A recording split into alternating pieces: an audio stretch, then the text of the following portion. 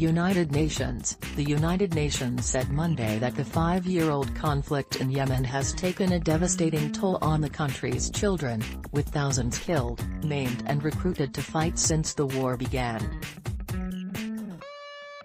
The impact of this conflict on children is horrific, Virginia Gamba, UN Special Representative for Children and Armed Conflict, told a meeting of the Security Council.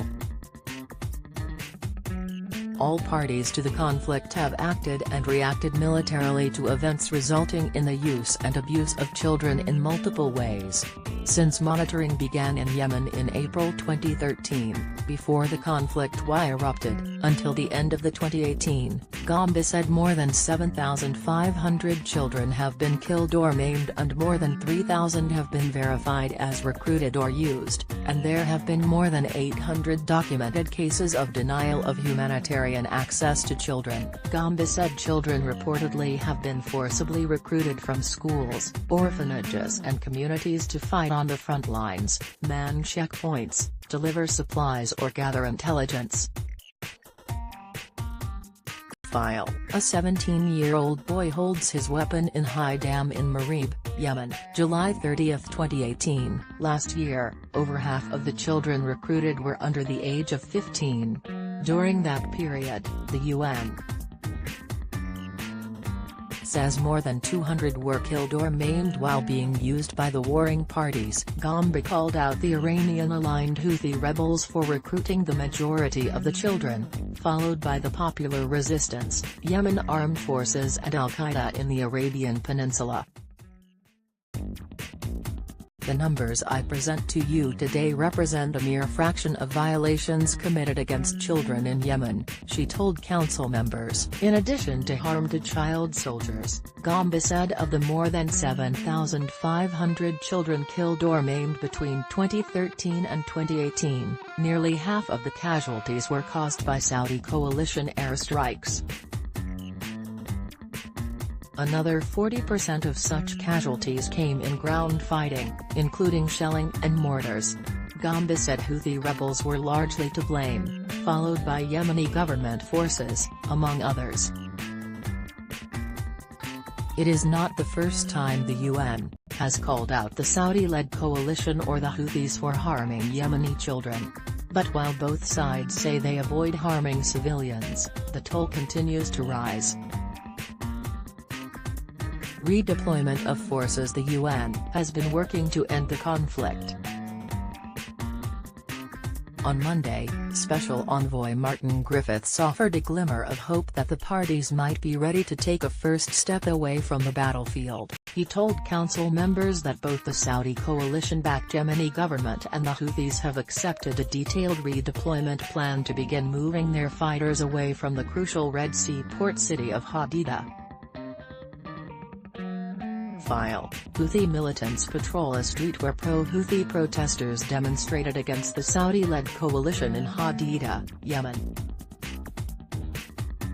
We will now move with all speed toward resolving the final outstanding issues related to the operational plans for Phase 2, redeployments and also the issue of the status of local security forces, Griffiths told the council in a video briefing from Amman, Jordan. The parties committed to the plan at talks in Stockholm in December, but efforts to implement the agreement have failed. Griffiths expressed some confidence that they would go forward now. When, and I hope it is when and not if, these redeploys happen, they will be the first ones in this long conflict, he said. Griffiths acknowledged that the war in Yemen shows no sign of abating, and said there needs to be real progress on the military redeployments before the focus can shift back to the political track. U.S. Acting UN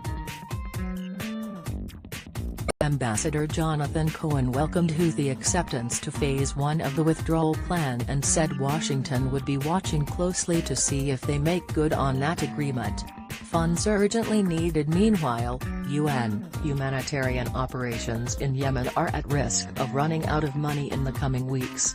In February, international donors pledged $2.6 billion for Yemen relief operations. Saudi Arabia and the United Arab Emirates who are prosecuting the war against the Houthis, pledged an additional $1 billion. File: a girl sleeps on a bed at a cholera treatment center in Sana'a, Yemen, August 4, 2018. But UN Aid Chief Mark Lowcock said that nearly 4 months into 2019, the response plan has received only $267 million in actual funding. UN agencies are rapidly running out of money for essential relief activities, he warned. The country, which is facing a cholera epidemic, could see 60% of its diarrhea treatment centers close in the coming weeks if money is not received. UN food programs, which provide emergency food assistance to more than 9 million people every month, would also be impacted.